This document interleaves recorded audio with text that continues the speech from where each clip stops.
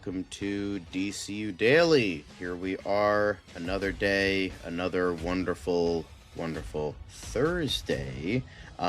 Just very close to the end of the week. Not quite there yet, but very close. We have some big news for you guys today, if you couldn't tell by the title. But before we get there, we have a little bit of MCU Weekly. We're gonna, talk about some maybe preparations for stuff coming up this year and possibly future projects in regards to the MCU. And then we're, of course, getting into more award season. The days are ticking away, and we're getting closer and closer to the glorious premiere screening, whatever the hell it's called, the special presentation of the Oscars. So we're going to be talking about more of that, and then we are going to be getting into trailers. We got some trailers for Super Mario Galaxy, Disclosure Day, and an upcoming Netflix shark movie with an almost Lois Lane with Phoebe Dynevor, and then more dunking on Timothée Chalamet, because of course we are. And then a couple more. We have some TV news in terms of trailers. We got a proper Malcolm in the Middle trailer, as well as a couple other renewals and spin-off news. And then, of course, our Quick Hits. And then DC Quick Hits. Obviously, one of those being is Daniel Craig in or out as Christopher Dent in The Batman Part 2. As well as some Superman news, some fan art, some preparations for trailers, and then of course we have a new segment in regards to everyone's favorite DC director, so we'll be getting into that, as well as a couple things in regards to upcoming projects of Supergirl and Lanterns. So we are going to get into that as well, but stay tuned until after this wonderful little news intro. It doesn't seem to matter what I do. I'm always the number two. Right, mister, I need to paint my abs on to get nominated. You don't see Robert Downey doing that. You're kidding. You're kidding. I can't open the envelope without the... Warner Brothers is heading back into the Matrix with a new movie in the works. Wonder what other surprises are in store. I want to be Bruce Wayne. I like that. And you're gonna love me. There's the shot, right there. That. Okay, we don't need to see chorus. Right there. You look ridiculous. Well, not no more, he don't. What, dude? I can barely understand you. Your accent's insane. What the needs now? Give me a hand up. Nope, I'm actually okay. Thank you very much. Oh, wow. Wow.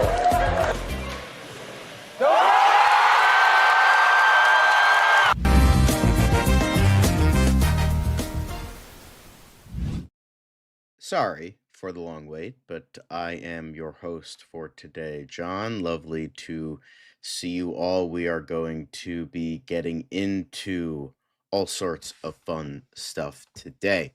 And with that, the first thing we are going to be talking about is the people in the chat, because you guys have been waiting for it a long time. So M2G, Monique, very lovely. Oh God, that sounds good. Case 21, Caleb, Enterprising. Hope you're doing well, since you have that flu. So you have that. We'll talk about that later, Hunter Iggy. Don't worry, we'll talk about your comment later. So then who else is in the chat? Just you guys. Okay. So Case, Enterprising, Caleb, Monique, M2G. Lovely to see you all. Hunter Iggy as well. But let's get into the news proper, with the first thing being MCU Weekly. Of course, the first thing we have is, well, it's a bit of MCU news, but also a bit of Oscar news, possibly, with something in regards to something for the Oscars. So a Marvel reunion is planned, and at the ceremony, that was the word I couldn't think of before. And with that, apparently, according to Katie Mullen and Raj Kapoor, who are telecast executive producers, there's going to be a bit of a Marvel reunion for the superhero fans. So we're going to have superstar superheroes. There's also going to be an extraterrestrial on the stage, so you can figure that one out. I don't think that this is going to be anything more than just like a tribute to previous Avengers films and stuff like that in preparation for Avengers Doomsday. I don't think it's going to be anything major, but it could be fun. It's probably going to be a fun tribute. Um, but yeah, I think this is definitely going to be a um, fun little tribute to the movies we've seen before. So that's good to hear. Good to hear.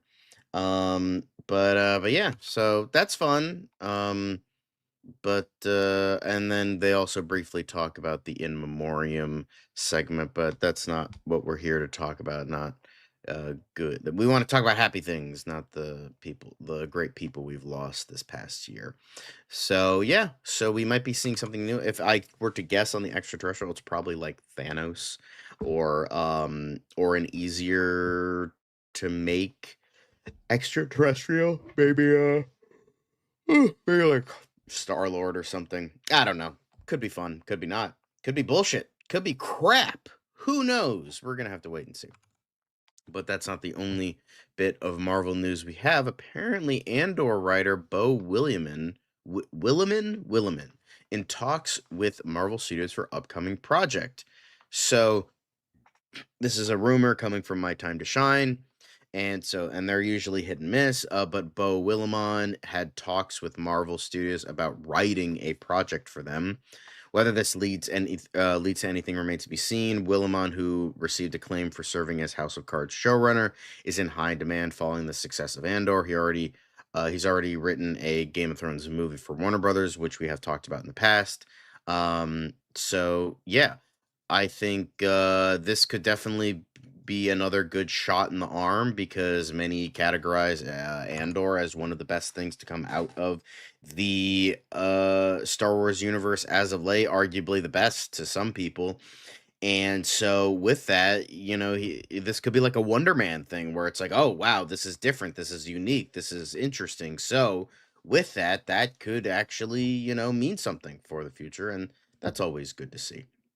So very nice, very wonderful for Bo Willimon, if this is true. Obviously, if it's not, kind of a shame, but I wouldn't put it past them. I mean, they're under the same company, so, it's all under Disney, so it would make sense he goes from Star Wars to the MCU. So, yeah, whatever it is, I wish the best for him. But that is actually it for MCU Weekly. The first, yeah, I mean, they're trying their best. I mean, they literally have their two highest grossing things coming out this year, Spider-Man and Avengers. They're really hankering for money, so they're just trying to get that 2 billion, which I don't think they're gonna get this year, but one can only hope, I guess. But the next thing we have for you today is actually award season stuff. We did briefly talk about the Oscar tribute, and now we're going into more predictions on who will win versus who should win. And, this is another thing where we're kind of briefly going to be talking about this, not like anything crazy. Now, hang on a sec. Ooh, sorry. But THR's awards expert Scott Feinberg and chief film critic David Rooney weigh in ahead of the 98th Annual Academy Awards. So with all of this, we're going to be going through a couple of them, not through all of them, mainly the major categories, but Best Picture. They talk about what will win and what should win. They agreed that for what should and will, they think one battle after another. I think it will win. I don't think it should win. I think Frankenstein or Sinners should win, but Frankenstein is definitely the least popular option. Meanwhile, Sinners is close, but I don't think it will get there. I hope it wins, but I don't think it will get there.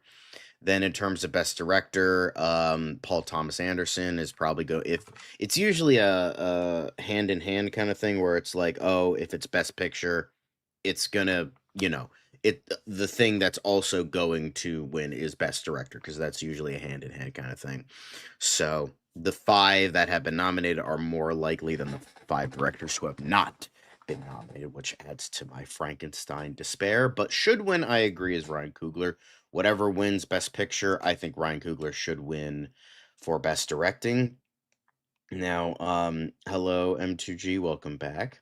But then we have Best Actress. They think it's Renee Riensiv from Sentimental Value, but will win as Jessie Buckley. That's pretty much. I mean, Jessie Buckley has like wiped the floor with everybody else at every award ceremony. It's always gone to Jessie Buckley for Hamnet, so that seems to be the case here. Yeah, I agree. Unsurprising, Sinners should win. It's going to be long, long remembered, way more than One Battle After Another. So yeah. Then you have Best Actor. Will win. They think it's Michael B. Jordan, and I agree. I think he's now, after Timothy Chalamet kind of shot himself in the foot before ballots were closed. I think it's going to go to Michael B. Jordan now. Now, Wagner Moura, I have heard he's great. Even people who have not liked The Secret Agent, for the few people I know that haven't, they agree that Wagner Moura was excellent. So that just goes to show, it's. I do think. I do believe that Timothy Chalamet was the better performance. However, Michael B. Jordan is like it's like this. It's like so close. It's like hair. It's by a hair. Like both were excellent. So look, I have some insight on the best picture winner. Yeah, sure, buddy. Yeah. Hello, Ron, hello. But yeah, it's definitely that kind of thing. And plus Paul Thomas Anderson has not won yet for anything, I don't believe. I think he was nominated a bunch, but he's never won Best Picture or I don't think he's won Best Directing either. So this is probably gonna be a pity year for PTA where they're like, all right, here you go, here's your Oscar, which also Michael B. Jordan isn't a prick. Yeah, Minecraft. Minecraft is I think you're thinking of the Razzies. I think you're thinking of the Razzies, Ron. I think you got your insiders mixed up. And then Best Supporting, it's probably going to go to Sean Penn, but Stellan Skarsgård is a little bit of it. But the supporting actors, it's kind of up in the air. A lot of people think Sean Penn, but who knows? I hope it's not, because that was definitely one of the worst performances I've seen all year. In terms of that, so Stellan Skarsgård maybe, but in terms of supporting, I don't know. Like like as I said, like it kind of changes from here that literally every other nominee, because now that I am looking at a list, literally every other nominee would be better than Sean Penn. Like Stellan Skarsgård, I haven't seen the movie. My dad hated it, but pretty much everyone else I know loved it. And I think Stellan Skarsgård does deserve an Oscar. It would be a bit of a pity Oscar because he hasn't won yet, so it would be nice for him to win. But I think for me, in terms of best actor, best supporting actor, I thought Delroy Lindo, Jacob Elordi, and Benicio del Toro all gave better performances than Sean Penn. And I can't say anything for Stellan, but I think he is deserving, even regardless of movie. I watched Secret Agent. I don't think he got nominated for directing.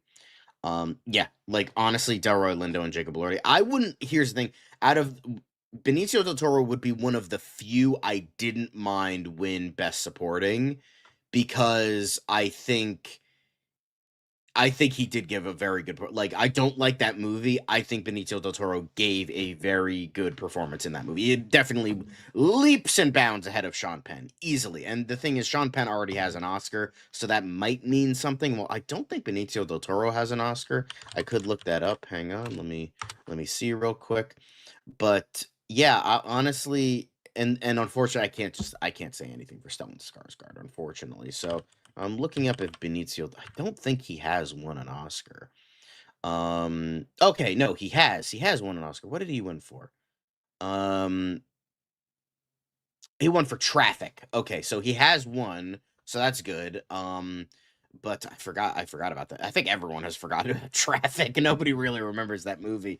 But yeah, like I literally rewatched Frankenstein yesterday, and that ending monologue between him and Oscar Isaac, who I do think was snubbed, was just brilliant in every facet of the word. However, Delroy Lindo has finally gotten like some, like some like recognition for his long illustrious career, and it's a shame that he's only now getting like some love for it. So that's kind of a like long time coming. So honestly, Jacob Elordi, he has a long career ahead of him. He has a long, illustrious career ahead of him. Hopefully, pray for that. And like Wuthering Heights notwithstanding, but Jacob Elordi has a long career ahead of him. So he he has the ability to get an Oscar. Delroy Lindo, he's in his 70s. Not saying, you know, he can't, but like, it's just the case of like this is the first thing that Delroy Lindo has ever been nominated for, and he's in his 70s, and the fact that he's only now just getting a nomination is crazy. For me, it should be between Jacob Elordi and Delroy Lindo, but I think I don't maybe I'm alone on that, but for best supporting, a lot of people I would not mind Amy Madigan or Wunmi Mosaku because I think they both gave amazing performances. Amy Madigan, I literally because I was like looking at her, I'm like I recognize that actress. But like I just got so lost in the performance and like I just couldn't think of it. I'm like, "Oh my god, it's the fucking chick from Field of Dreams." Fucking gave this like amazing, brilliant performance. But I do think Masako was also very good. I think Amy Madigan gave a better performance. However, if either of them win, that's a win for horror. So I'm cool with that. Also, the amazing Brogu has now entered the chat. I hope Teyana Taylor doesn't win. I hope she doesn't, because I just that would just be so fucking lame. That would just be so lame because she was barely in the movie and she didn't do anything of note except give Sean Penn a boner forcibly. Oh, that's apparently Oscar worthy now? Okay, sure. And then adapted, One Battle After Another. That's probably going to win original screenplay. I think that's probably most likely going to go to Sinners.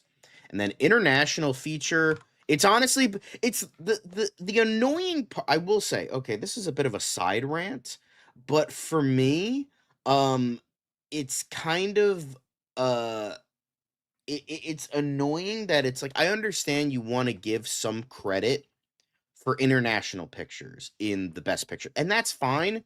Bar them from international because that's not fair. Like, because it's like, oh, hey, gee whiz, one of the two that's nominated for best overall picture of all year are gonna win. So it's like, come on, that's not fucking fair. Like, you have all these amazing movies that are also nominated for best international, and it's gonna go to one of the movies that's already nominated for best picture. That's not fucking fair. Now, I understand that it's unlikely that either of those are going to win, but it's just I don't know. It's just like it seems maybe I'm going crazy here, but it just seems unfair to me that it's like just either or. Either nominate them for international or nominate them for best picture. Because now it's just like because the past few years we've been like, oh, All Quiet on the Western Front. Oh, it got nominated for best picture. Gee, I wonder what's going to win best international. The only reason it's like, oh, who's going to win is because it's now two international movies are nominated for best picture. That's just not fair to me. Like, I don't know. Maybe I'm crazy. Maybe I'm an asshole. I don't know. I'm sure Sentiment of Value and Secret Agent are great movies that are worthy of international and best picture, but like, pick one. Pick one. Parasite was another case. It won fucking best picture and international. Not fair. Like, either or. It should not be nominated for both. It shouldn't have like, oh, you're not going to win best picture, so here's a consolation prize where it's like you win best international. That's stupid. And the thing is, I can imagine the three other nominees that are nominated for best international like can't feel excitement because like, oh, I could win. It's like, no, I'm not going to win. It's going to go to one of the two movies that's nominated for best picture. That's lame. That's a bit lame to me. So, I'm sure they're both great, fucking amazing, phenomenal movies, but it just seems unfair. And then animated features, it's gonna go to K-pop Demon Hunters. If it doesn't go to K-pop Demon Hunters, that's gonna be the biggest upset of the night. I could see Zootopia 2 winning because that's Disney and they do love Disney, although not for the past 3 years. Um, but yeah, it's just I mean, like I've heard nothing but like amazing things about that movie, so like that's definitely worthy of it, but it's not going to win.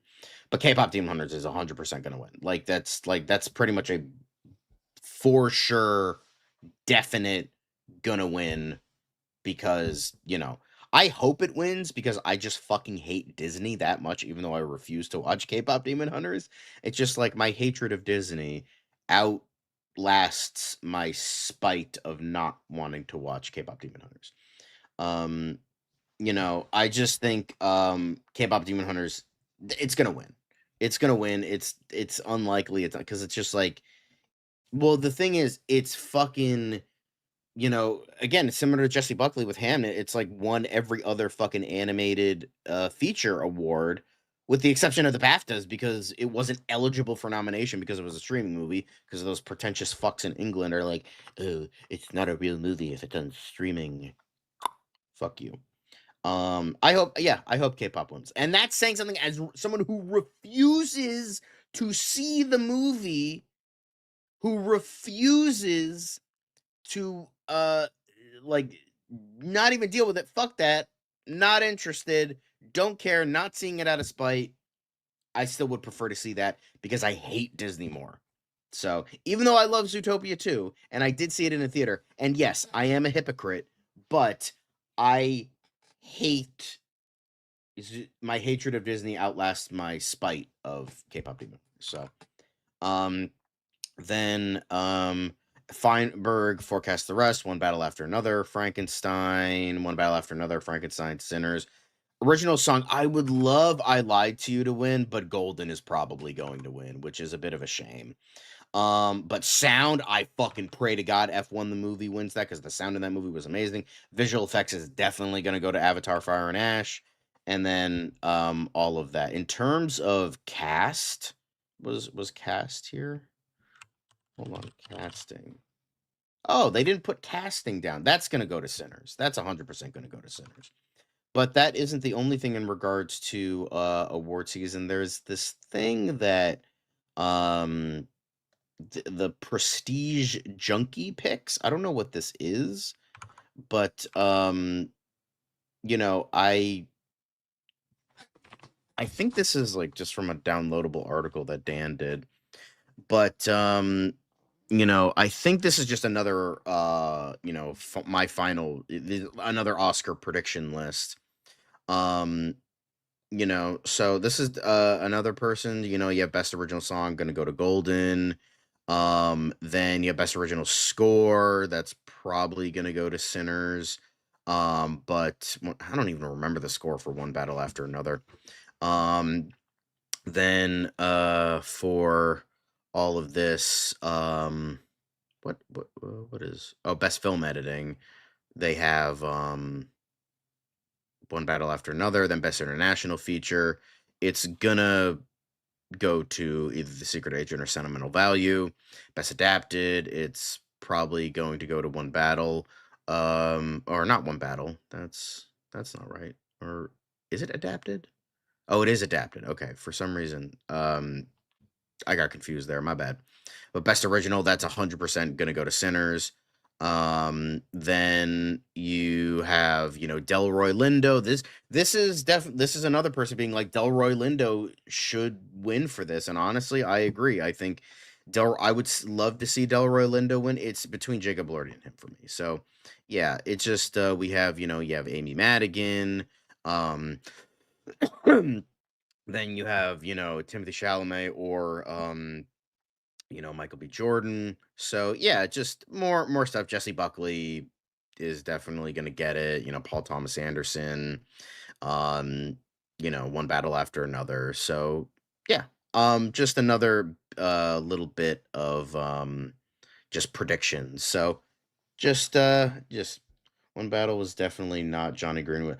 Let me know, Caleb, who I'm not familiar with Johnny Greenwood. Let me know what other scores he's done, because I am not familiar with him.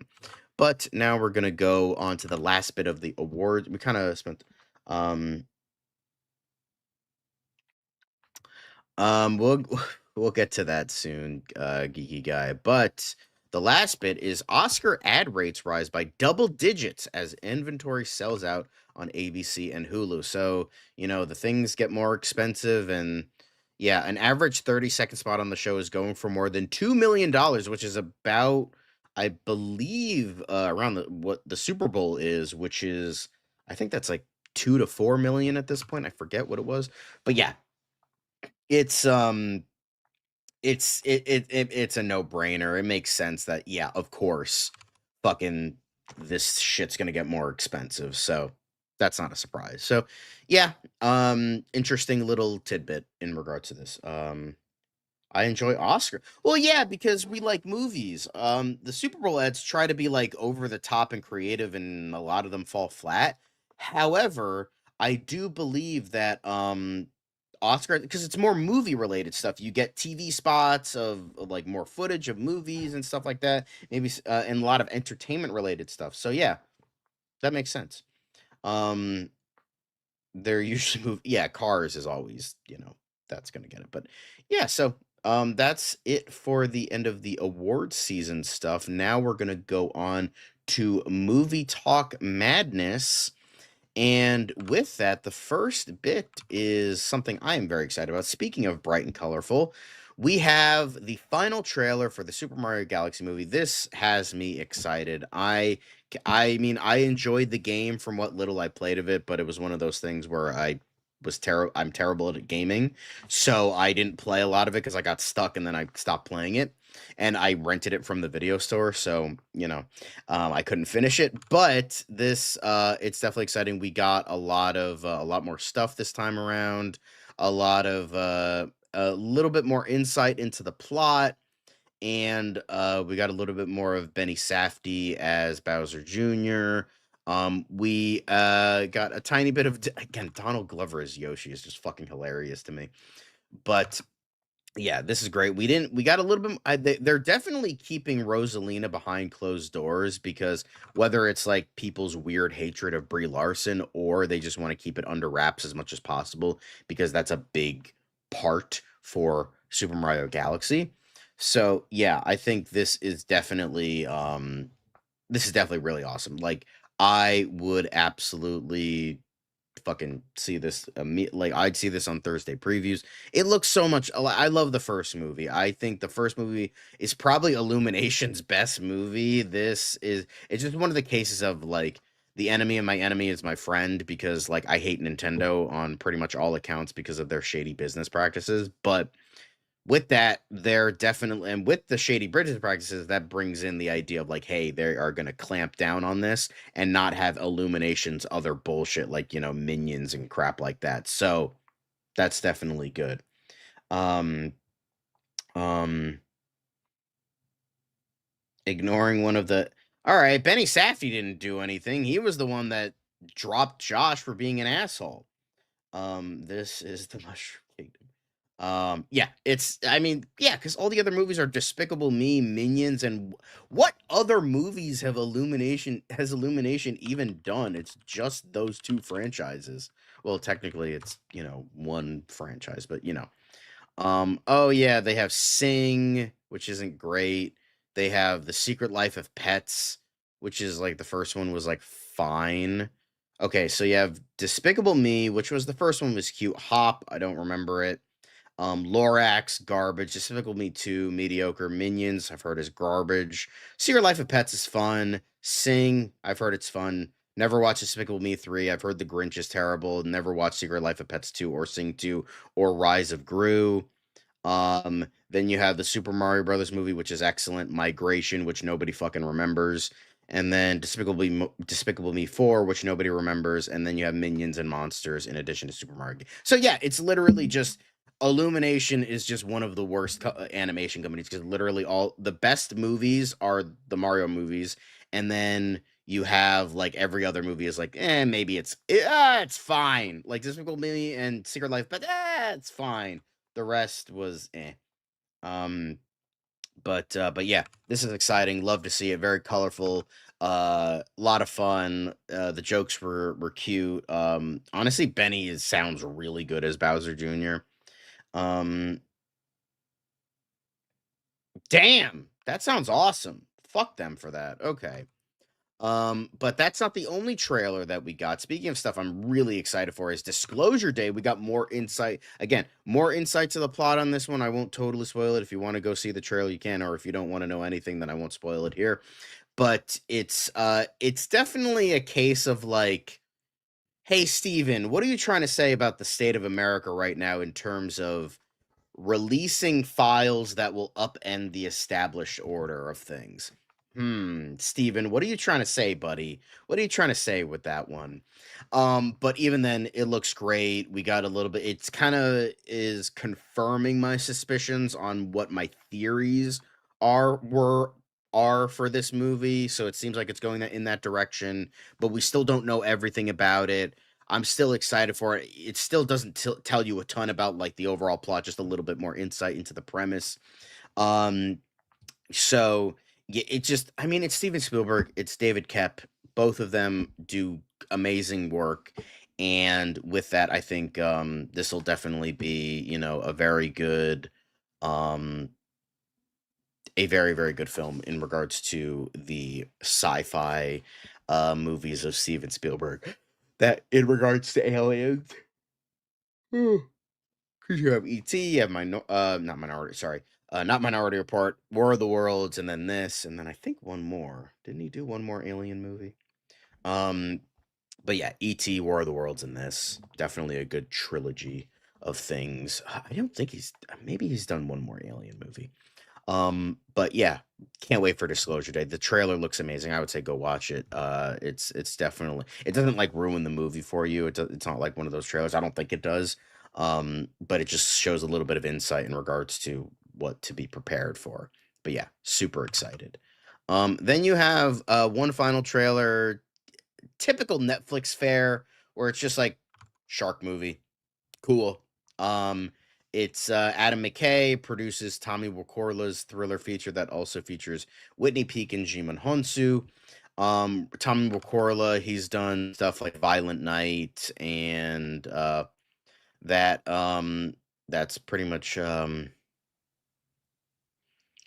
but yeah, I mean it looks fun. It looks entertaining. He also did Hansel and Gretel, Witch Hunters, and Dead Snow, which is a great movie. Dead Snow is also awesome. But yeah, honestly, that's a hard line. I'm not going to have him die before he takes his first breath. That's a hard line. Okay, I might actually have to watch this. I'm like, oh, it's a shitty shark movie, but honestly, fun stuff. Fun little movie. And then this time, it's really, really, really personal. Close Encounters, yes. I don't know how the fuck I literally saw Close Encounters in the goddamn movies for the re-release a couple years ago. Damn. So, a good saga of alien movies. You had Close Encounters, E.T., War of the Worlds, and Disclosure Day. So, my bad. I can't believe I fucking forgot Close Encounters. I'm an idiot. Anyway, but yeah, Phoebe Dynevor, who was on the short list to play Lois Lane in Superman, is going to be starring in this Netflix shark movie. So that's cool. It looks entertaining and it sounds kind of awesome. So I'd go, like, I liked The Shallows with Blake Lively. That was another really good shark movie.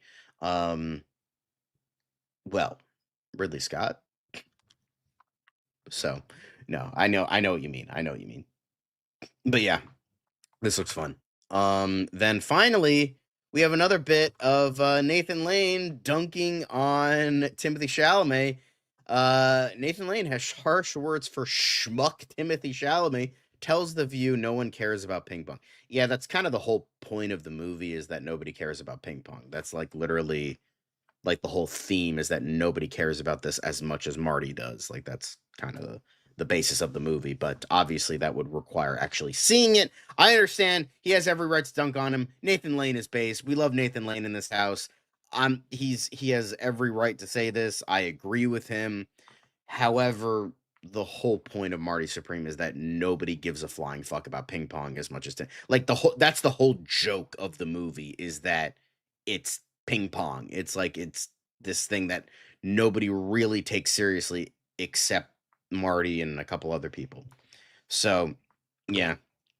But with that, he he was so he was asked about this. He's like, "Oh, what a schmuck." And he's in regards to his comments. One doesn't want to give this more attention than it deserves, and yet it was kind of a kaleidoscopic in its stupidity and insensitivity, yet strangely telling about where we are in this country. First of all, one should remember people will be going to see Swan Lake and La Traviata after long after someone at a dinner party says who was Timothy Chalamet. It's the show business circle of life. And the bigger question is, why was there a town hall meeting with Matthew McConaughey and Timothy Chalamet? I mean, who deemed this meeting of the minds necessary? Why isn't there a town hall meeting with Democrats? Let's not get into that. Then I realized, oh, he's still promoting that movie, that endless ping pong movie. And I got news for Timmy. If you think nobody cares about opera and ballet, I can't tell you how much we don't care about ping pong. Again, that is kind of the point of the movie, but that would require actually seeing it and judging it.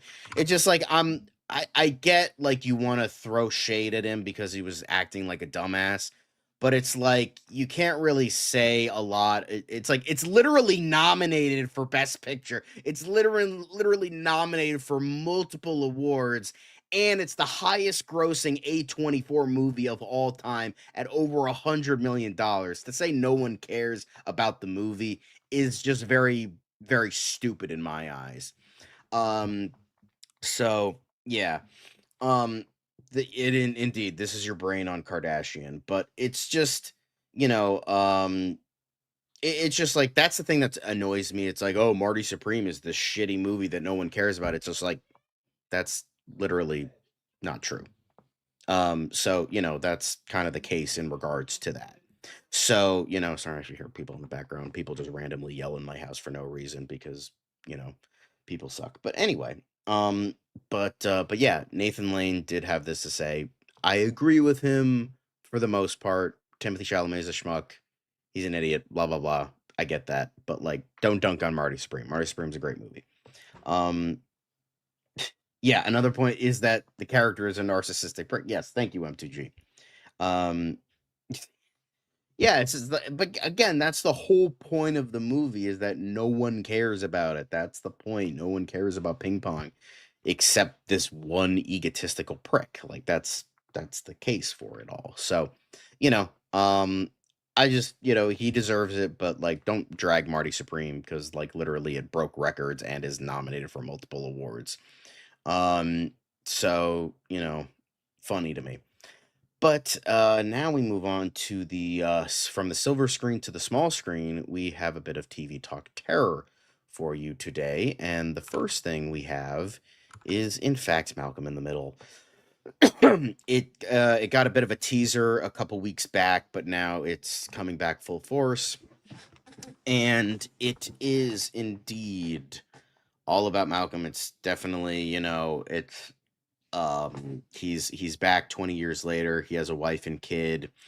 Um and it seems as though what they're getting at here, at least what they kind of teased in the trailer, is the fact that he's pretty much been hiding from his family for 20 years after he left to do his own thing.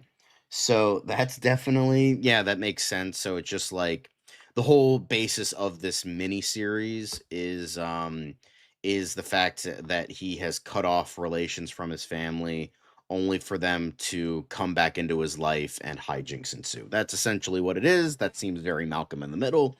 I'm indifferent to it. I never watched the show. I've maybe seen an episode or two. I've seen a lot of clips of it online. Yeah. But yeah, I think this is good for people that are interested in the show.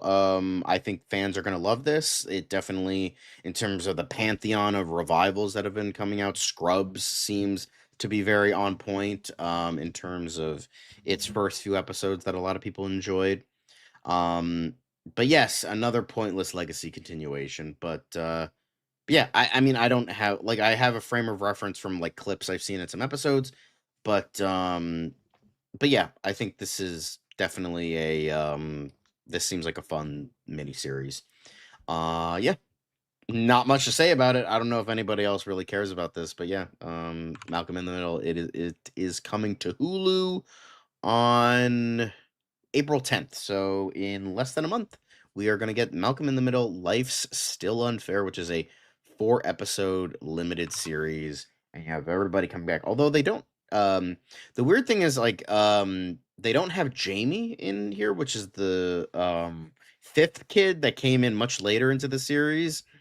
So I'm curious with how that's gonna work. I don't know if they just completely forgot about him or they just don't care. I don't know. But yeah. So I think they just kind of forgot about him, but we'll see. Speaking of things that we should forget about and don't need to exist, Family Guy is apparently getting its first ever spinoff. Or no, not first. Oh my god, I can't believe it. Cleveland Show. Duh. Yeah, people forgot about the Cleveland Show. But its second spinoff then, with Stewie. Stewie Griffin is going to be getting his own spinoff with a 2-season order at Fox and Hulu. So with that, the new animated comedy, which will follow Stewie in preschool and explore time and space travel, comes from Seth MacFarlane. It is targeted to premiere on Fox during the 2027-2028 season, streaming next day on Hulu and internationally on Disney+. So this was a bit of the concept art. So it's essentially going to be pretty much the best episodes of the show, which were always Stewie and Brian episodes, where they essentially like just do shit by themselves or like go through time and shit like that. So could be fun, could suck. I don't know. Yeah, they still show Family Guy. It's still clicking, still going. It will fly. Yeah. But here's the thing. It is coming from Seth MacFarlane himself. So that's the chance it might be like kind of okay, is because he left Family Guy like years ago. Like he hasn't been the showrunner of that show in like 5 to 7 years ish. I don't remember when he left, but he left a long time ago. So yeah, I think that could mean something. It's still probably gonna suck, but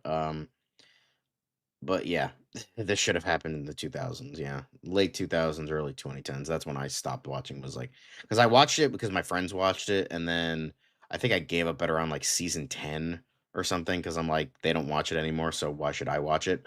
But yeah, Stewie Griffin is going to get his own spinoff, and it's probably not going to be that great. Anyway, speaking of renewal stuff, Marshalls earns Fast Season 2 renewal at CBS. The series premiere had topped 20 million viewers after a week of streaming and other delayed viewing. So this is another, speaking of spinoff, this is the Yellowstone spinoff. It's getting a second season. It's going to be about Casey Dutton, and it seems to be very, very, very popular. And people seem to like it. People love Yellowstone, so that's, that's why it's popular. So, also, hello, Movie Spud. Lovely to see you.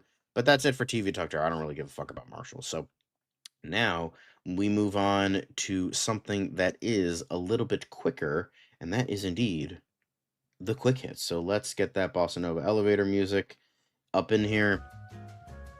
Perfect. Let me turn it up. There we go. So, let's get into the quick hits, shall we? Speaking of Super Mario Galaxy, apparently it's orbiting a 160 million plus 5-day opening, bound to be the biggest Y2G box office early look. So yeah, it seems like it's gonna be huge, and it's definitely, it has its fans. It's a like a 4-quadrant film, so it's definitely, I don't know if it's going to reach 160. My guess it's probably going to be about the 125, 150 zone, because it's usually lesser than projections, but I think it's definitely going to be up there. It's probably going to be 150-ish, maybe a little bit less. So yeah, congrats to this, because it's definitely going to be up there. Maybe not as much as this, but yeah. Yeah, who doesn't love a good Italian? But yeah, next up, speaking of sequels, animated sequels, K-Pop Demon Hunters sequel officially a go from Netflix. Sony, with directors Maggie Kang and Chris Alpahans returning. The filmmakers have inked a multi-year pact with Netflix for a sequel to the biggest movie in the streamer's history. So congrats to them. I still won't watch it. I still have no interest. But I'm gonna take a wild guess. It's probably not gonna be as good as the first one because they probably can't catch lightning in a bottle twice. I mean, it has happened before. Like Across the Spider-Verse is even more beloved than the first one. I still like the first one a little bit more. But so there is a possibility it can. But I mean, yeah, dude, that's pop music. Like 90% of pop music sucks. Unless it's like Michael Jackson or Elton John. So like, yeah. But of course this is coming out. It's popular. It's going to get a sequel. Duh. Yeah, it doesn't need to be good. It just needs to be successful. I agree. Yeah. But I will say, the best thing about this movie is definitely the Rule 34.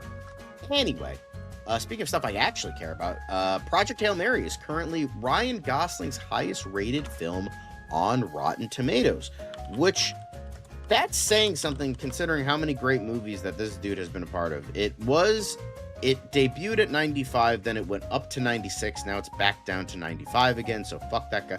Fuck that one asshole who gave it a rotten, two more people who gave it a rotten review. Fuck those people. But it's still at a 95. In terms of all the other movies that he's been a part of, Drive, La La Land, Half Nelson, which Ryan Gosling did get nominated for many, many years ago. And then you have Nice Guys, you have The Big Short, you have Barbie. Those are his highest in terms of 90s and 80s. So good for Ryan Gosling. The man knows how to pick him. The man has a good agent. So I can't wait for this. I'm going to be seeing it Monday. Definitely going to be really exciting. It looks so good. My friend who read the book, she's so excited for it. She's going to be seeing it Saturday. So yeah, very exciting. Gosling is indeed the GOAT. White Boy Summer. Can't wait for White Boy Summer to start early. Hell yeah. Oh my god, Nice Guys is so fucking good. I'm still pissed we didn't get a sequel. But yeah, good for Ryan Gosling. Now, Legend of Aang, The Last Airbender promo art ages up the Aang gang. Nad reveals movie's villain.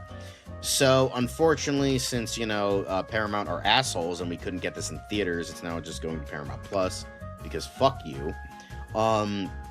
So, Legend of Aang has been in the works for a long time and was originally announced in 2001. 2001? I think you mean 2021 by Avatar Studios. But yeah, Aang's movie is officially wrapped. We screened the final film for the crew and celebrate the end of the 4-year journey. Now it waits in limbo until its release in October. I've never worked on an Avatar project that was easy, and this was no different, but it was worth it. I'm so proud of everyone who was a part of this and the amazing thing we built together. So yeah, this looks pretty fucking awesome. I can't wait to see it. I just wish it was in fucking theaters, but now we can't have nice things from Paramount because Paramount hates us and it's run by a moron. So yeah. But I'm still excited for this. Oh god, it looks so fucking good. It looks so fucking good. Yeah, but speaking of another thing I'm excited about, I'm not excited about this. I thought it was gonna be a Spider-Man Brand New Day thing. I was like, oh hell yeah, and then I forgot. Spider-Man Brand New Day star. Yeah, you had to fucking tease us with that headline comic book movie. Zendaya rumored to lead a new take on The Fugitive. Wow, I don't care. Moving on. Alien Romulus sequel reportedly eyeing A Quiet Place Day One filmmaker Michael Sarnowski. God damn it, you motherfuckers. You're gonna make me watch this shit, aren't you? Just for Michael Sarnowski? Really? I'm probably gonna watch his newest movie that I'm not really interested in all that much, but like, oh, fucking god damn it. You're gonna make me watch Death of Robin Hood, and you're fucking gonna make me watch this just because of Michael Sarnowski. Because when there are no more creative ideas left in Hollywood, the dead franchises shall walk the earth. So yeah, honestly, if they get Michael Sarnowski, I will 100% watch this. I won't watch the fucking previous movie because I don't give a shit about that. Because fuck Fede Alvarez because he's an asshole and fuck his movies. But I'll watch this. I will watch that. I will 100% watch the Alien Romulus sequel if Michael Sarnowski is directing and or writing. So yeah. Is he a writer? Yeah, okay. He is also writing Death Stranding, which I also don't care about, but like I'd watch it for him. But he is a writer. So I hope if he writes and directs this, I am definitely watching it. Yeah, it's the TV show is great, the movie's great. They don't need to do any more. I know they tried to do like a Quibi like fucking series that failed, and it was barely like the original Fugitive, and yeah, it's dumb. But speaking of dumb, Live Nation employees boast about gouging fans with fees and parking costs in private exchanges, robbing them blind, baby. The exchanges were revealed in court documents this week as exhibits tied to Live Nation's antitrust lawsuit. So, the Death Stranding movie will certainly be a movie. Yeah, walking simulator, hell yeah. But frankly, Live Nation and Ticketmaster can go fuck themselves. And I hope they get robbed for everything they have, and all the employees boasting about this, I hope they get fired, and I hope they become homeless, because frankly, go fuck themselves and fuck Live Nation, because they're run by fucking corporate capitalist assholes, and frankly, we're gonna burn it all down, hopefully. But not literally. We don't wish for death upon anybody here, just the company to burn it all down, because fuck Live Nation. Anyway, the traders and celebrity traders staying at BBC until 2030 following 3-year deal. Whoops, don't care. Livy Dunn joins Fox's Baywatch as a recurring character, and honestly, I didn't care about this, but with this actress, I might start caring. Yeah, so I might watch it now. Anyway, but Jordan Peele asked for one of his movies to be parodied in Scary Movie 6. He's like, so are you doing any of my movies? And Marlon Wayans posted this. He's like, from one goat to another, I'm always happy to honor my brother Jordan Peele. So it's like, my brother in Christ, you fucking did one of the most culturally relevant horror movies in the past 10 fucking years. Of fucking course it's gonna be parodied. Come on, bro. Come on now. Anyway, but like, of course it's gonna, like, come on. Get Out not getting parodied? That's crazy. Anyway, we've waited long enough. The first trailers for both Dune Part 3 and Spider-Man Brand New Day are expected to drop next week, and it's apparently rumored to be attached to showings of Project Hail Mary. We haven't gotten any confirmation on this, so who knows if this is true or not. So we will be getting hopefully these soon, because I mean, it makes more sense for Brand New Day, because we did talk about this a couple days ago with Sony considering Brand New Day trailer to be released either before Project Hail Mary or at CinemaCon. So this makes sense that that Brand New Day would be before Project Hail Mary. I don't know about Dune Part 3. I assume, I hope it's next week, because yes, we hate Timothée Chalamet. But yeah, it would be kind of funny to be like dropping Dune Part 3, like, hey guys, don't hate Timothée Chalamet, he's part of Dune Part 3. So, God, it's so good. It's so fucking good. It's probably the best spider suit we've gotten since Amazing Spider-Man 2, and the Toby suits. So, fuck yeah. Wow, Nope is his masterpiece. Honestly, for me, Us is my favorite of his. I liked Get Out. I didn't appreciate it on the first watch, but I appreciated it on the second watch. And then I loved Us. That movie scared the piss out of me. I thought it was great. Lupita Nyong'o gave a fucking Oscar-worthy performance. And then Nope was really good. It's just, the problem was the sound for me. I don't know if it was my theater or the movie itself, but some of the sound was awkward. But that was also really good. But yeah, and then finally, Tyler, the Creator, explains how filming Marty Supreme ruined his sleep schedule. I go to sleep at 9 p.m., bro. This motherfucker Josh Safdie had us out here at fucking 6 a.m. Talking about, all right, y'all, see you tomorrow. Bitch, it is tomorrow already.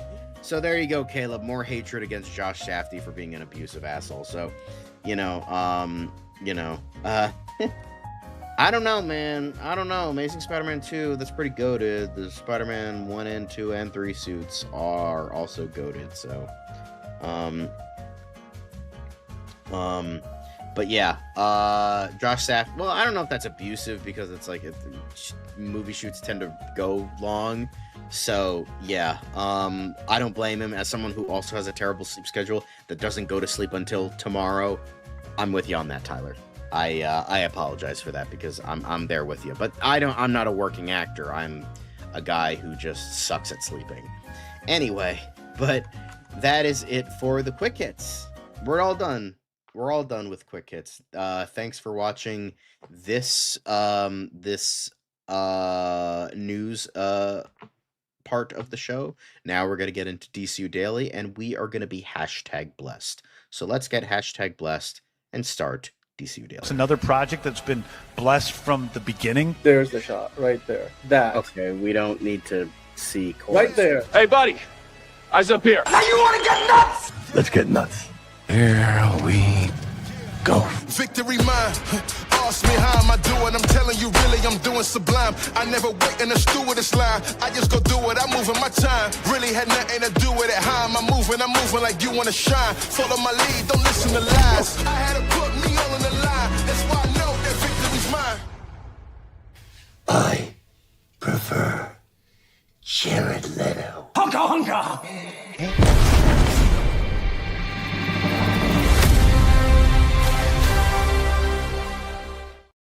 Hello, everyone. Welcome to DCU Daily. Here we are talking about all sorts of fun little things and major things. We have some Man of Tomorrow news. We have some Supergirl news. We have some Batman Part 2 news, and then everything in between. So, with all of that, let's get started. The first thing that we have to talk about is Batman Part 2. Apparently, Daniel Craig has turned down the role of Christopher Dent in the Batman Part 2, much like the two actors before him, Stellan Skarsgård and I think one other person. He'll be shooting Damien Chazelle's upcoming film at the same time, so he's allegedly not available. So, yeah, honestly, that makes sense. I can't really see him being the dad of Sebastian Stan. Apparently, they're going to go to Liam Neeson next. I can't imagine that he'll agree to this because he's like, I already was part of a Batman movie, and this ain't directed by Nolan, so fuck off. But yeah, he has reportedly turned down the role of the role in Bex as Christopher Dent. So obviously, we are going to keep going. Obviously, we don't know if this is official or not. None of this has been official. We haven't heard this from James Gunn. We haven't heard this from exclusive sources like, Deadline, Variety, Hollywood Reporter. This is all just hearsay in regards to everything, in regards to, just like rumors and stuff. So this might not be the case at all. It'd just be, it's insider stuff. So, it's, yeah. But yeah, Liam rocked. He did. Hire me, Matt. Yeah. But I don't know if you guys really care about this or not, but honestly, yeah, I mean, it would have been interesting to see. Like, not gonna lie, it would have been interesting. I'm not Daniel Craig. I mean, but the thing is, I mean, he already turned down Sergeant Rock. It was unlikely that he was gonna join this. Hire a Russian. Why? But Reeves wants an Oscar for this. Yeah. I mean, it did get nominated for a couple things back in 2022. So, yeah. But next up, we have apparently James Gunn's Superman box office numbers have been updated again on Box Office Mojo after recently showing that it was $624 million worldwide. The total has now gone down to $618 million worldwide, mainly affecting the international box office. So, Superman has had some weird things. I mean, it's only like about $6 million, which is still a lot, but like it's not like oh yeah, it made 624, but no, it really made 405. So it's just like it's not like a huge drop, but it's still like a little bit suspicious. Yeah, basically movie is still a hit. That's essentially what we're talking about here. But still kind of a shame that it had to go down, but whatever. It's fine. It's still a hit. It's still a great movie. No amount of money will prove that otherwise. So,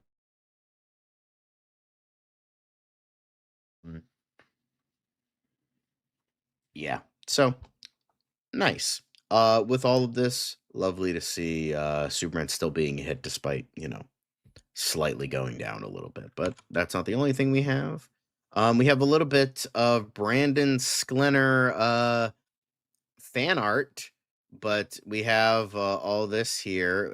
It's Brandon Sklenar in the blue and gray, which is honestly nice to see. I don't know why he has like rosacea here, but honestly, this looks. I mean, I still don't like the white eyes. It still looks off to me, but the rest of the suit looks awesome.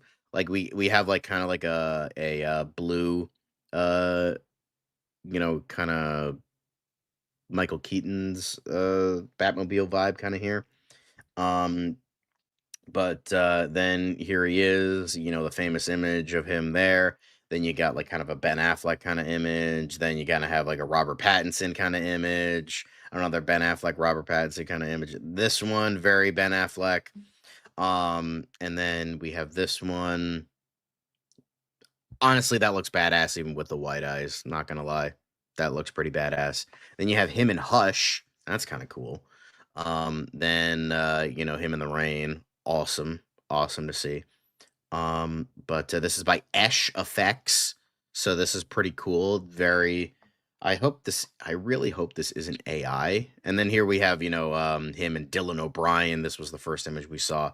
Dylan O'Brien as Nightwing, who would be awesome. And then here you have David Corn Sweat and Ben Affleck. So I hope these were done with like Blender and shit like that. You know, but but yeah, with all this, give them nothing, blah blah blah. But I mean, I hope he does. I think he would be a good cast. I know none of my friends agree, but I think Brandon Sklenar would make a good Batman. Hope is good. It is very good. But I'd love to see a blue gray bat. Oh my god, it would be so good. Just give us blue gray. Not even navy blue like this. I want sky blue. I want blue as fuck, like the stuff that's going on in the comics right now. Boom, that would be amazing. Hell yeah. But I hope this is not with AI. Let me actually double check this. Because if it's AI, then I feel kind of bad for showing it off. Yeah, okay. Unfortunately, this is AI, which I apologize for showing it. I know, oh god, okay. I don't know why Dan wanted me to fucking post this, but it's unfortunately AI, which we try to avoid here because AI is stealing credit for, artists' hard work and stealing likenesses and whatnot. But with that, it's still a nice thing to see. It's still cool, but we just want to show off some cool things. We'll try to avoid AI as much, in the future. No, like, because I'm like, maybe it could be Blender, but then I'm like, I looked, because the thing is, this was the first image that was shown, and I'm like, okay, maybe it could be Blender, and then I'm like, and then once the first image came in, and I was like, of like Brandon Sklenar's like actual face, which kind of looks more like 90s Alec Baldwin, and I'm like, oh, it's fucking AI, isn't it? So, yeah, we try to avoid AI here, so let's just get this off the screen. Don't follow SFX, don't follow Bat Mentor, because they, share shit that's fucking, they do shit that steals steal art from actual artists, and, white backgrounds are also good to know. Thanks, Caleb. I mean, damn you to hell, AI slop. Yes, fuck AI. We don't support AI here. We just support interesting fan castings and how they would look in, in films. But it does. It looks like him in the shadow. Like, yeah. Also, hi, hello, sir. Nice to see you again. Art is about the process. AI removes the point of art. Exactly. It's like about, overcoming like all this stuff, like doing this very specific stuff, and then, you know. But yeah, I do think Brandon Sklenar would be great. I think Oliver Jackson Cohen would be great as Batman, as Bruce Wayne, because I think he would nail both. I think Brandon Sklenar would nail both, but yeah, I think that would be a great choice for Batman. But fuck AI. With this, moving on from to other things, is Clayface. Apparently, a trailer is coming in April or May, which is awesome to see. I can't wait for this. Allegedly, James Gunn saw a the first cut of the film, like one of the first final cuts of the film back in January. Or sorry, rough cut. Jesus, brain.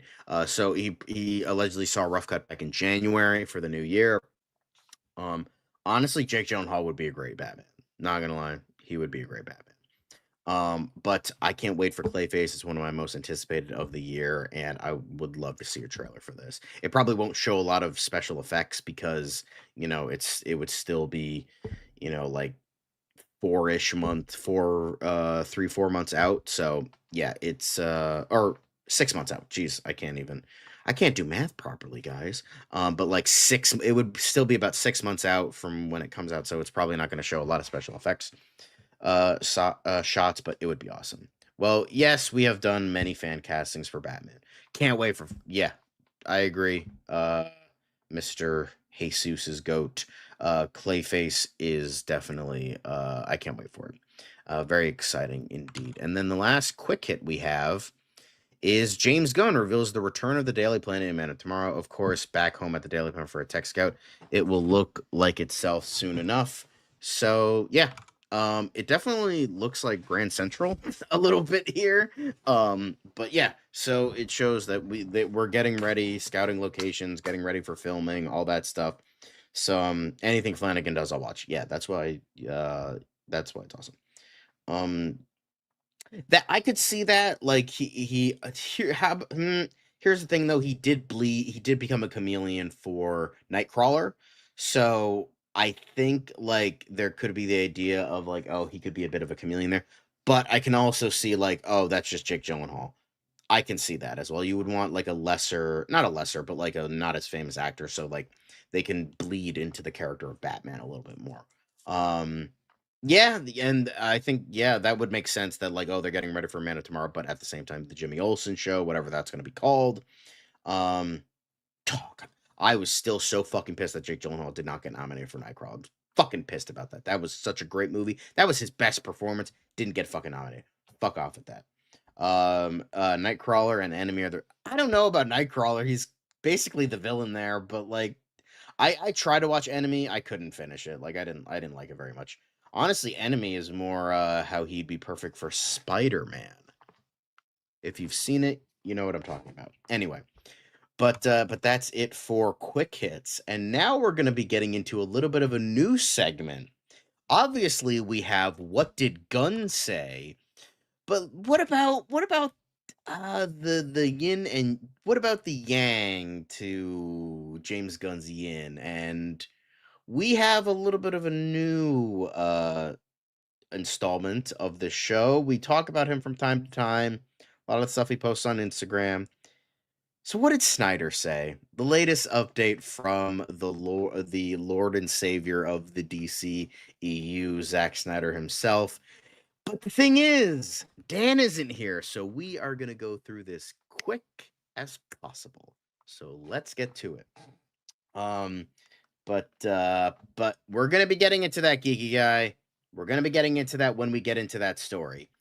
So, no LOL this segment. Well, what I said was, but let's get into it real quick. First things first, 19 years ago, 3 days ago, 300 came out. Cool fan poster, although the 300 kind of looks lame, but yeah. Next up, one of the most meta movie posters ever made. Sometimes the poster tells the whole story. It's, Justice League in a, pile of rubble with Snyder's name crossed out. So yeah, I bet you're totally not a little miffed about that. Then we have Zack Snyder posting Aquaman himself, Jason Momoa. And honestly, this is how I imagine Jason Momoa went up to James Gunn to be like, I'm going to be Lobo, right?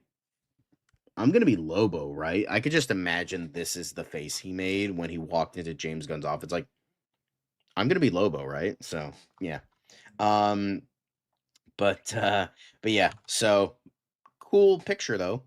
Then we have this is probably the best that Henry Cavill has ever looked as Clark, so great. But Henry and him on set of Zack Snyder's Justice League, when the shirt opens, you know what comes next. Very nice to see. Then we have the best Green Lantern ever. Yeah, the one that fucking showed up not even canonical for one image. Get the fuck out of here, you fucking loser. Jesus Christ. Ooh, the best Green Lantern. The most we have of this motherfucker is an image. Calm down. The best Green Lantern. Okay. Wayne T. Carr, Green Lantern for one image. Best of all time. Get the fuck out of here. I mean, glasses make everyone hotter, like, to be fair. Come on. I mean, he wasn't. Well, I mean, technically, he is brown. The skin is brown. He is a black man, so the skin is a dark brown. So, technically, if we're being technical here, he is a brownish black man in a green suit. So, you're technically wrong there. Anyway, but I'm sure Wayne T. Carr could have been good. I think he's a theater actor, similar to how Ray Fisher was. So that's why we haven't really seen him in anything. Come on! It was an easy joke. I had to. Anyway, so Wayne T. Carr, well, yes, he actually looks green, like a Green Lantern here. Who knows if it would have been good or not. Anyway, lastly, Darkseid. The great villain of the DC universe is Darkseid across all DC live-action films. His only appearance is in Zack Snyder's Justice League. Technically, his appearance was in Justice League and Zack Snyder's Justice League. Technically, it's two different movies by your own mouth. So you're wrong, Zach. Anyway, John's lawyer. I am not racist, okay? I'm not racist because I make racist jokes. That shows I'm not racist. But I don't know how that could change. I will say, yeah, the Darkseid design was good. Anywho, but that's it for the What Did Snyder Say? And we got through that as quickly as we could because fuck out of here with that shit. Anyway, next up we have a bit of Supergirl news. Well, not major Supergirl news, just like a tiny, tiny bit, but we're still going to be getting into it. And that is the release date for June 26th. It's actually going to be showing up in Japan the same day. So if anybody here is from Japan and you're excited about this movie, well, it's going to come out the same day as the US version. So that's exciting, right? DCU Supergirl coming out on June 26th, in addition to the US and Japan. Cool. Awesome. Nice to see.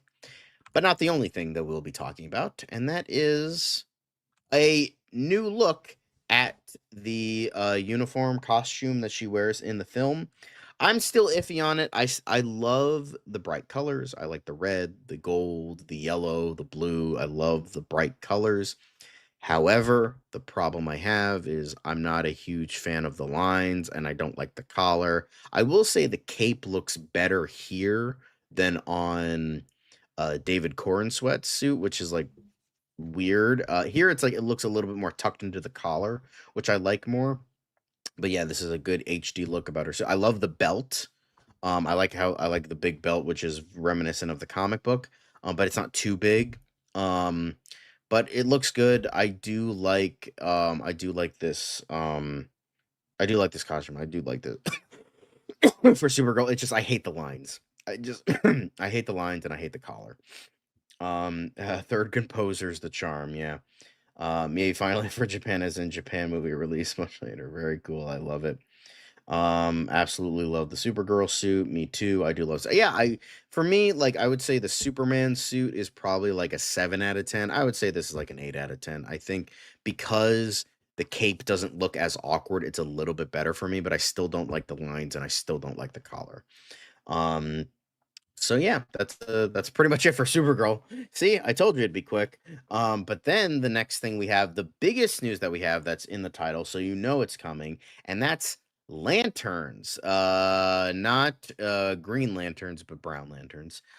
He's got the brown pants. Anyway, so we have lanterns, and apparently the big news today is that Aaron Pierre will return as his role as Jon Stewart in Man of Tomorrow, and that's where the fucking super chat's gonna come in. Thank Rao that Jon Stewart, and you keep spelling John wrong. It's John for this version. Jon is the Daily Show host. Is gonna be in Man of Tomorrow because that means he'll actually be colorful and green. Yeah, well, we don't know if he's actually gonna be colorful and green in this or in Lanterns. He could be colorful and Green Lanterns, because that was just Hal's suit. Maybe it's even Alan Scott's suit. So we don't know actually if he's not gonna be.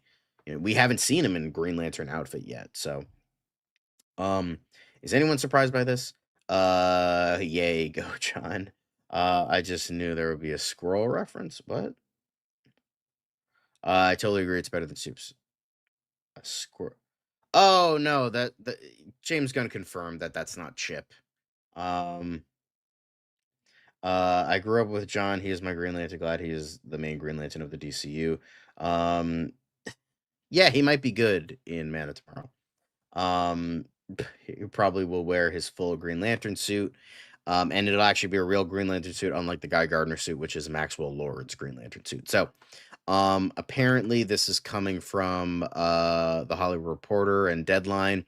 So, yeah, it's apparently Pierre, who is already playing Green Lantern hero Jon Stewart in HBO's upcoming DC series Lanterns, is joining the cast of Man of Tomorrow, James Gunn's sequel to 2025 Superman, although it's like not a sequel, it's a pseudo-sequel.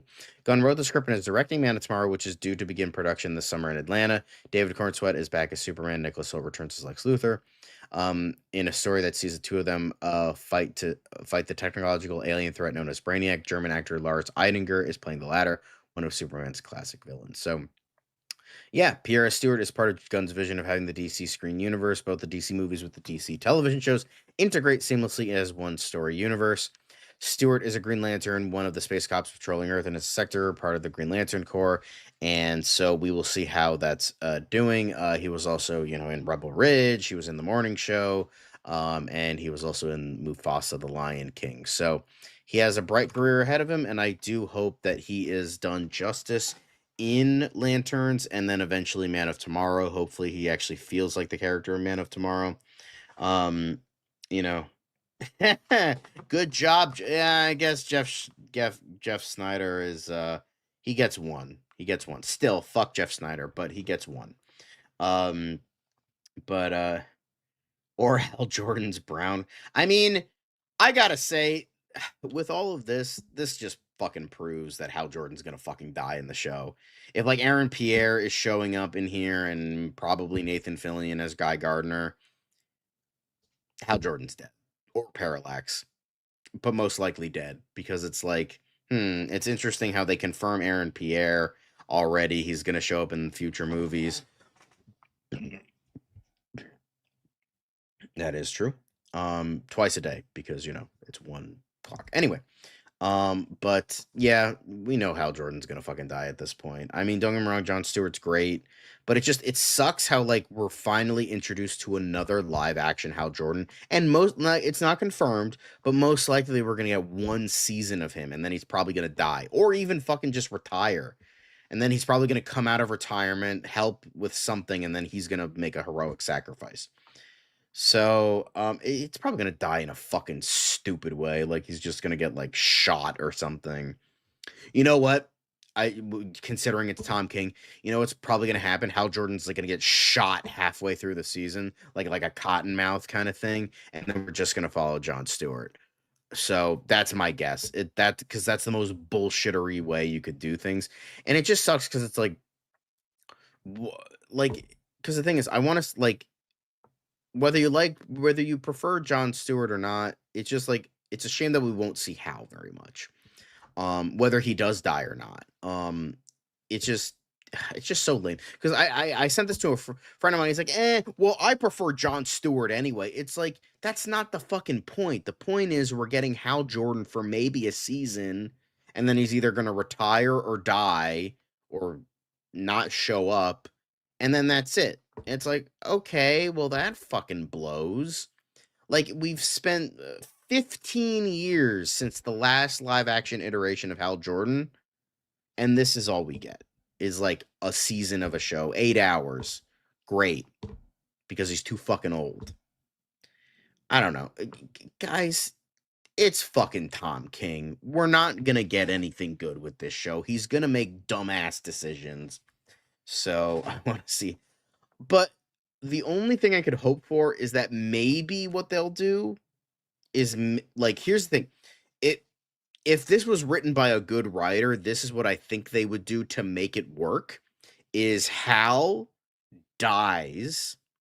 If this was done by, because with Tom King, it's probably just, he's going to die halfway through the season, shot in the head. They're probably going to do Luke Skywalker and Last Jedi him and blah, blah, blah, and all that shit and whatever. However, what they could do is at the very end of the season, Hal Jordan makes a heroic sacrifice.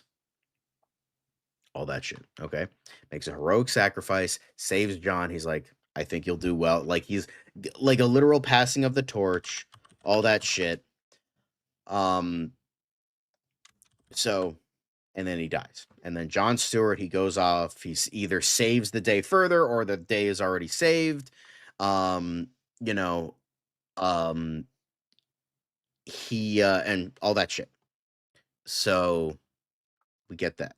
And then the season ends. I don't want them to, but it's Tom King. All right, he's probably gonna do that.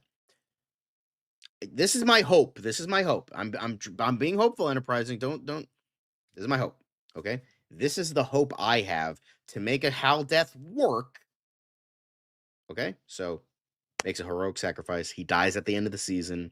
He gives his blessing to Jon Stewart, who becomes the new Green Lantern. All that shit. It ends. The season ends. The series. I don't know if it's going to be a miniseries or a season.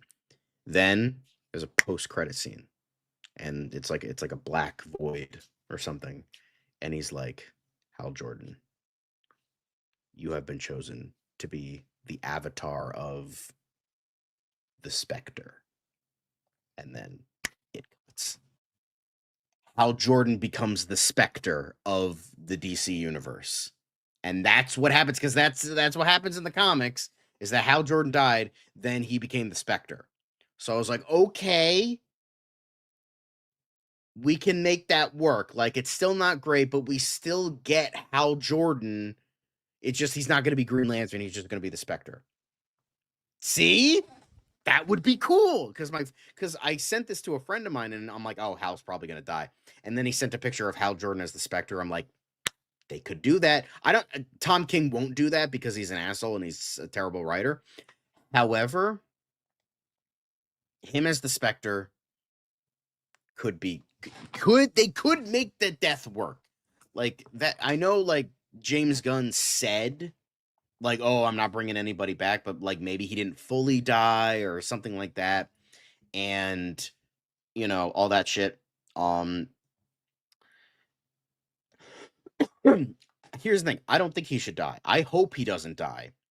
But like with this news, it's kind of putting in my head that he will. But my hope is that he will,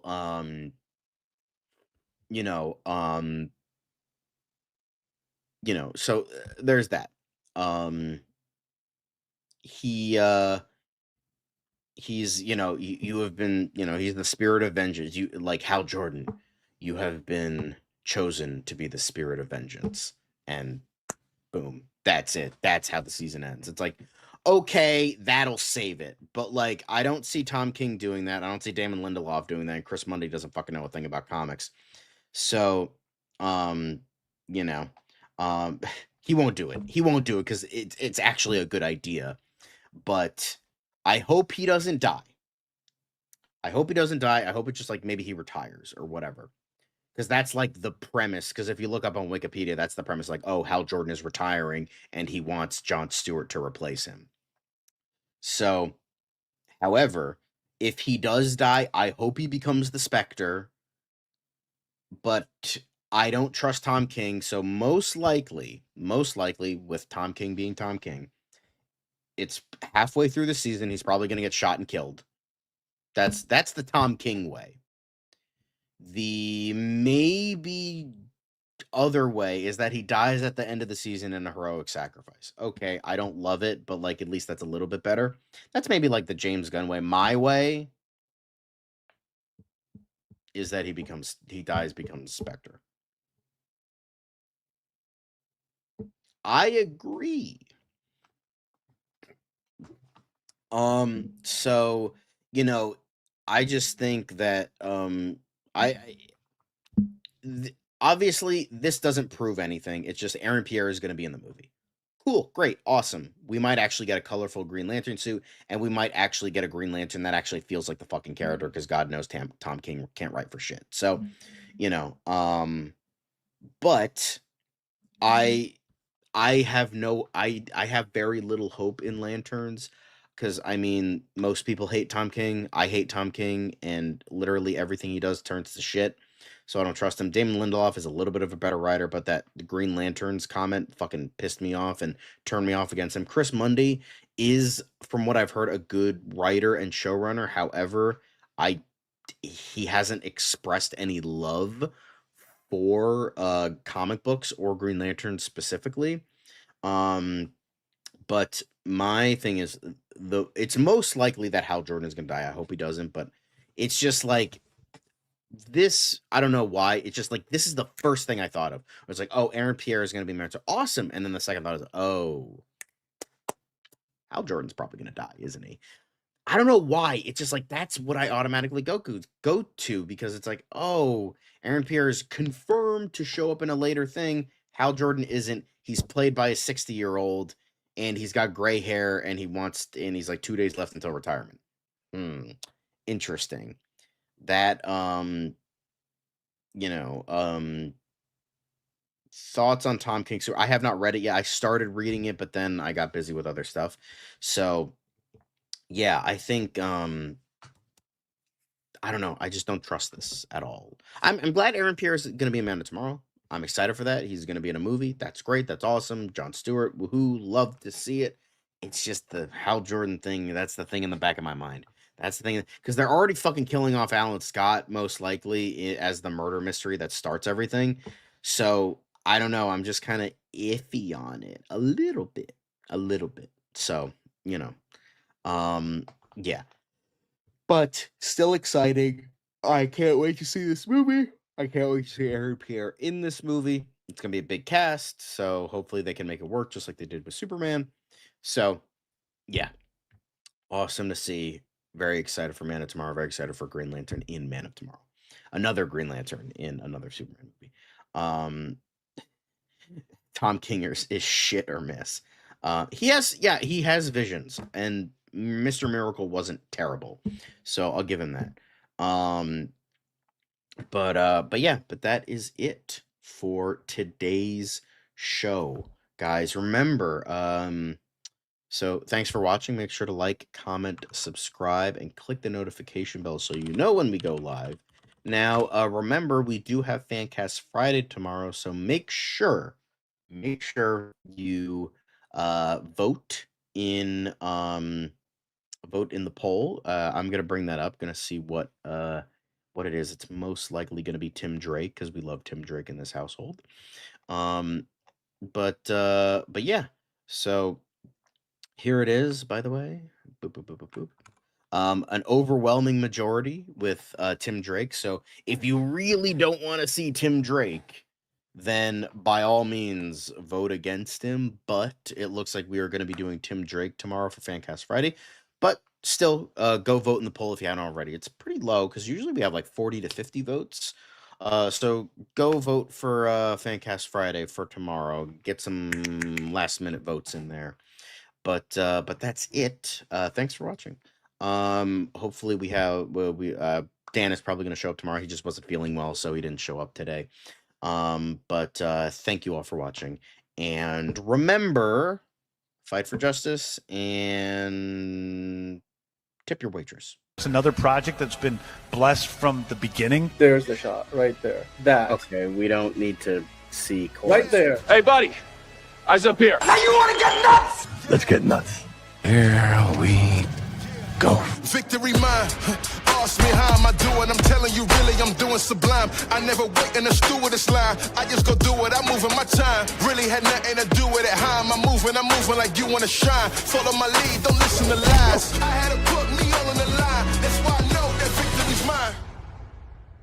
I prefer Jared Leto. Hunka hunka!